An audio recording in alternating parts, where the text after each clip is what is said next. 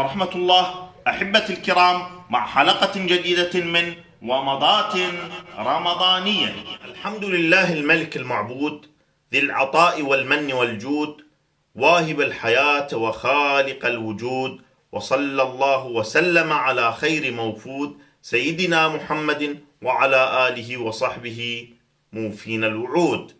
أما بعد، فالذي اتصف بالصمدية وتفرد بالوحدانية وأحاط بعنايته بدائرة الوصل المحمدية التي تنتقل واردات روحانيات شمائلها عن طريق بوارق أيدي المصلحين المقربين وقلوبهم إلى خلقه أجمعين، فيحقق المراد الإلهي في إرادته العميمة ومشيئته العظيمة، فتسير الحياة ويحظى كل غني وفقير بهذه اللطائف. أمنوا معي: اللهم سلم أيدينا من نجس الذلة والطلب، وطهرها بالبذل لوجهك كما أمرت، حتى تخرج بيضاء من غير سوء يوم العرض يا أرحم الراحمين.